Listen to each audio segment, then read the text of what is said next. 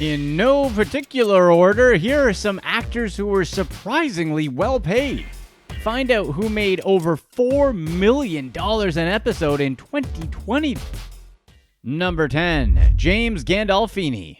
By the last season of the huge HBO hit The Sopranos, James Gandolfini was getting paid $1 million per episode. This meant that Gandolfini made $21 million that final season of The Sopranos. However, Gandolfini could have easily not gotten a chance to reach that big payday. The role could have easily gone to the actor who played Silvio, Steven Van Zandt. He was actually offered the role of Tony Soprano first. Van Zandt turned down the gig because he had never acted before. He didn't want the undue pressure, and he felt that the role should go to someone with more experience. And it was Gandolfini's role in The True Romance that got him an audition for The Sopranos in the first place. Here's another more interesting fact. No one involved with the pilot thought the show would get picked up by HBO. Even the show's director, David Chase, didn't think so. He began talking with the producers of The X-Files about coming on as a producer-writer, all while still under contract with HBO. It wasn't until right before Sopranos contracts were about to expire that HBO ordered 13 more episodes.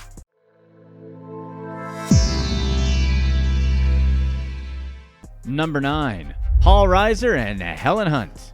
Paul Reiser and Helen Hunt each made $1 million per episode for Mad About You?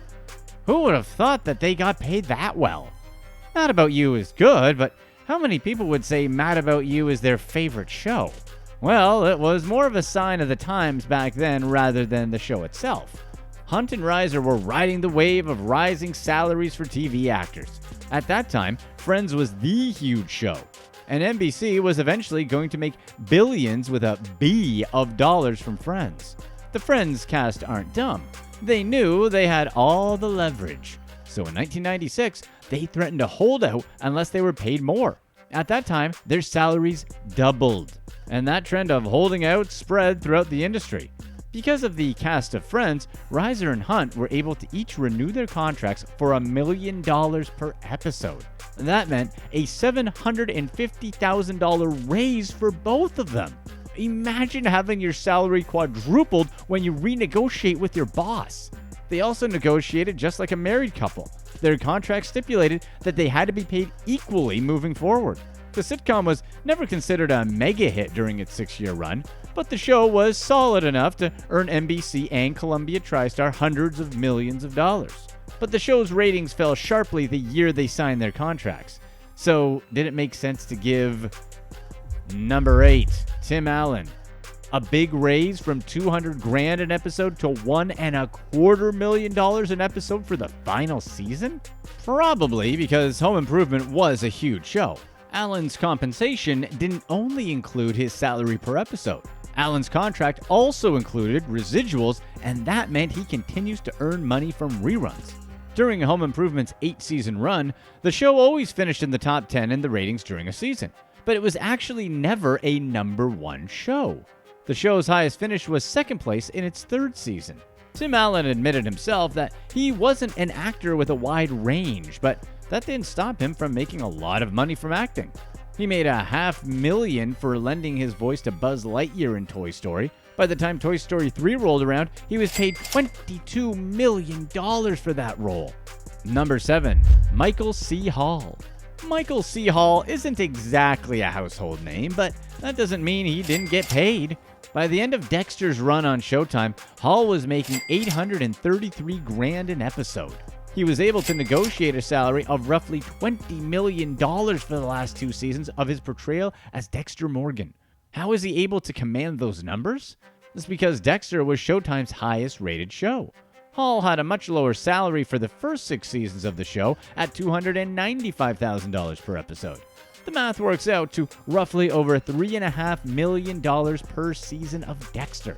Showtime ended up paying Hall roughly $41 million total for his work on Dexter. It's really not that much to pay, considering that the series finale became Showtime's most watched ever show at the time. What do you think about actors getting paid this much? Number 6. Jon Cryer. Everyone knew that Charlie Sheen made bank as the lead of 2.5 Men. He was making almost $2 million per episode before he was kicked off the show. But Jon Cryer didn't do too shabby either. He made $620,000 per episode for having to put up with Charlie Sheen and his tiger blood for so long. By season 11, he was earning $15 million per season in base salary.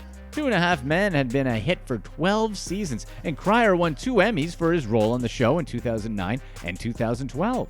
By the end of the series, Cryer was the only actor to have appeared in every episode of the series.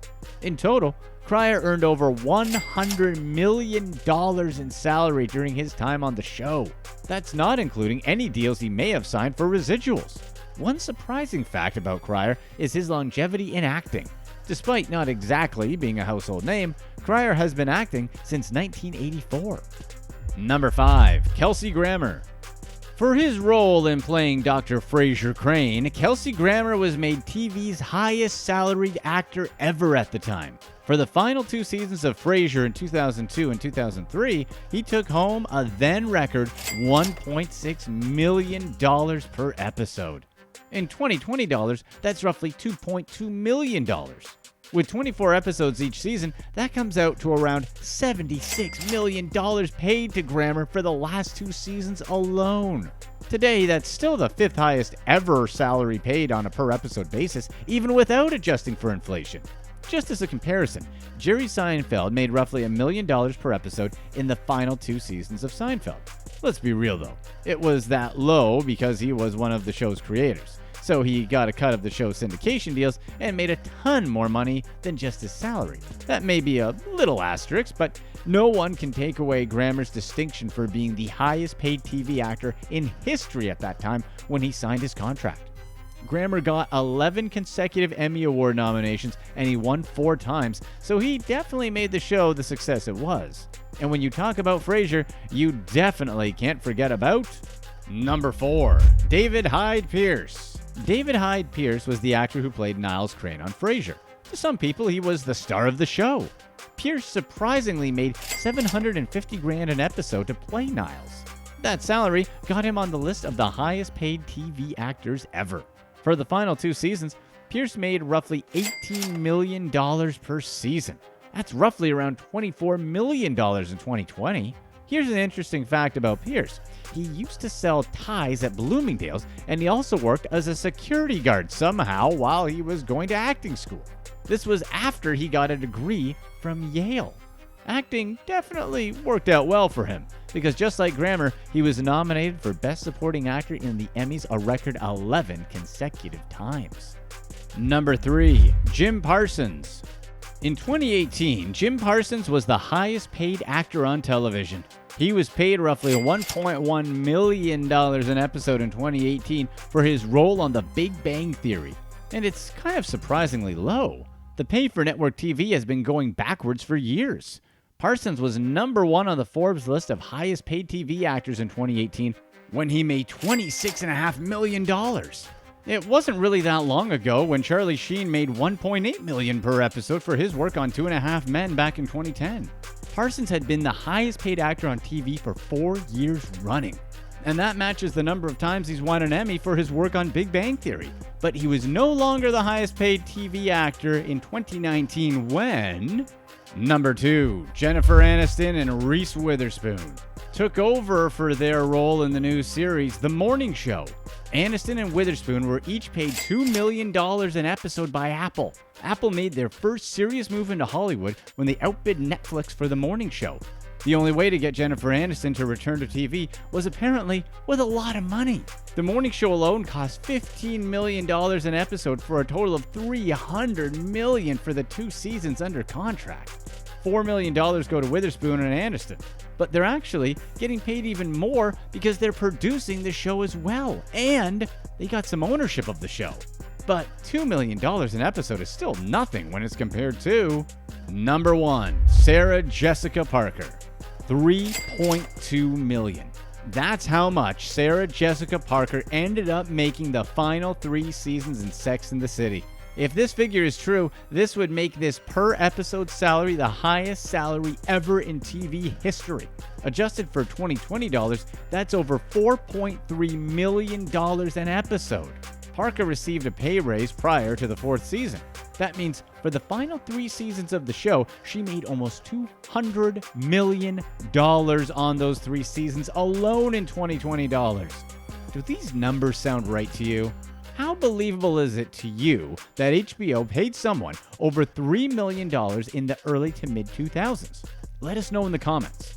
This was another instance where the main character could have easily been played by someone else.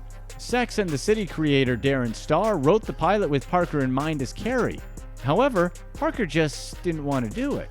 It wasn't until he begged her and finally convinced her to do the show. After they shot the pilot, Parker still didn't want to do the show whatsoever. She apparently thought that her career would have been over if it continued. She wanted to get out so bad, she even offered to do 3 free movies for HBO to get out of the contract. Here's what's next.